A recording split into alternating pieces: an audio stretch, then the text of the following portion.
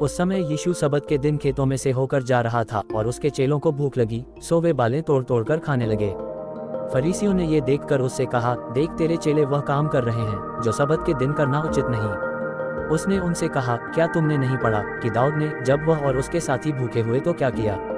वह क्यों कर परमेश्वर के घर में गया और भेंट की रोटियां खाईं, जिन्हें खाना न तो उसे और उसके साथियों को पर केवल याजकों को उचित था।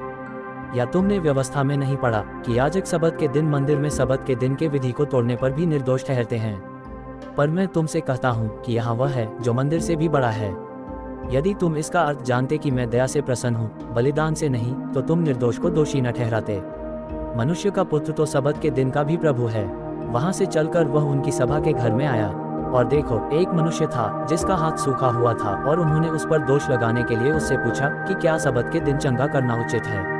उसने उनसे कहा, तुम में ऐसा कौन है जिसकी एक ही भेड़ हो और वह सब्त के दिन गड्ढे में गिर जाए तो वह उसे पकड़कर न निकाले? भला मनुष्य का मूल्य भेड़ से कितना बढ़कर है, इसलिए सब्त के दिन भलाई करना उचित है। तब उसने उस मनुष्य से कहा, अपना हाथ बढ़ा। उसने बढ़ाया और वह फिर दूसरे हाथ की नाई अच्छा हो गया। तब फरीसियों ने बाहर जाकर उसके विरोध में सम्मति की कि उसे किस प्रकार नाश करें। ये जानकर यीशु वहां से चला गया और बहुत लोग उसके पीछे हो लिए, और उसने सबको चंगा किया और उन्हें चिताया कि मुझे प्रकट न करना कि जो वचन यशायाह भविष्यद्वक्ता के द्वारा कहा गया था वह पूरा हो, कि देखो, यह मेरा सेवक है जिसे मैंने चुना है, मेरा प्रिय जिससे मेरा मन प्रसन्न है। मैं अपना आत्मा उस पर डालूंगा और वह अन्य जातियों को न्याय का समाचार देगा। वह न झगड़ा करेगा और न धूम मचाएगा और न बाजारों में कोई उसका शब्द सुनेगा। वह कुचले हुए सरकंडे को न तोड़ेगा और धुआं देती हुई बत्ती को न बुझाएगा, जब तक न्याय को प्रबल न कराए। और अन्य जातियां उसके नाम पर आशा रखेंगी। तब लोग एक अंधे गूंगे को जिसमें दुष्टात्मा थी उसके पास लाए, और उसने उसे अच्छा किया, और वह गूंगा बोलने और देखने लगा। इस पर सब लोग चकित होकर कहने लगे, यह क्या दाऊद की संतान का है? परंतु फरीसियों ने यह सुनकर कहा, ये तो दुष्टात्माओं के सरदार शैतान की सहायता के बिना दुष्टात्माओं को नहीं निकालता। उसने उनके मन की बात जानकर उनसे कहा, जिस किसी राज्य में फूट होती है वह उजड़ जाता है, और कोई नगर या घराना जिसमें फूट होती है बना न रहेगा। हे मेरे पुत्र, मेरी शिक्षा को न भूलना, अपने हृदय में मेरी आज्ञाओं को रखे रहना। हे मेरे पुत्रों, पिता की शिक्षा सुनो और समझ प्राप्त करने में मन लगाओ।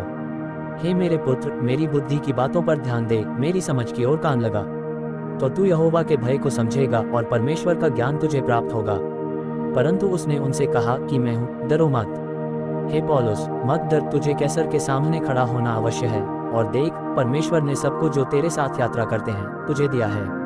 जब मैंने उसे देखा तो उसके पैरों पर मुर्दा सा गिर पड़ा, और उसने मुझ पर अपना दाहिना हाथ रख कर यह कहा कि मत डर, मैं प्रथम और अंतिम और जीवता हूँ। तब स्वर्गदूत ने उनसे कहा, मत डरो, क्योंकि देखो, मैं तुम्हें बड़े आनंद का सुसमाचार सुनाता हूँ जो सब लोगों के लिए होगा। यहोवा का भय पवित्र है, वह अनंत काल तक स्थिर रहता है। यहोवा के नियम सत्य और पूरी रीति से धर्म में हैं। तब उसने मनुष्य से कहा, देख, प्रभु का भय मानना यही बुद्धि है, और बुराई से दूर रहना यही समझ है। उनकी आंखों के सामने परमेश्वर का भय नहीं, अपने परमेश्वर यहोवा का भय मानना, उसी की सेवा करना और उसी के नाम की शपथ खाना। अपने को धोकर पवित्र करो, मेरी आंखों के सामने से अपने बुरे कामों को दूर करो, भविष्य में बुराई करना छोड़ दो, यदि तुम आज्ञाकारी होकर मेरी मानो। हे मेरे भाइयों, जब तुम नाना प्रकार की परीक्षाओं में पड़ो तो इसको पूरे आनंद की बात समझो, ये जानकर कि तुम्हारे विश्वास के परखे जाने से धीरज उत्पन्न होता है। पर धीरज को अपना पूरा काम करने दो, कि तुम पूरे और सिद्ध हो जाओ और तुम में किसी बात की घटी न रहे। यदि कोई अपने आप को भक्त समझे और अपनी जीभ पर लगाम न दे, पर अपने हृदय को धोखा दे, तो उसकी भक्ति व्यर्थ है। हे मेरे भाइयों, हमारे महिमायुक्त प्रभु यीशु मसीह का विश्वास तुम में पक्षपात के साथ न हो। तो क्या तुमने आपस में भेदभाव न किया और कुविचार से न्याय करने वाले न ठहरे? तुझे विश्वास है कि एक ही परमेश्वर है, तू अच्छा करता है, दुष्टात्मा भी विश्वास रखते और थरथराते हैं। पर हे निकम्मे मनुष्य, क्या तू ये भी नहीं जानता कि कर्म बिना विश्वास व्यर्थ है? मैं तो अपने अपराधों को जानता हूँ, और मेरा पाप निरंतर मेरी दृष्टि में रहता है। दुष्ट अपने ही अधर्म के कर्मों से फंसेगा और अपने ही पाप के बंधनों में बंधा रहेगा।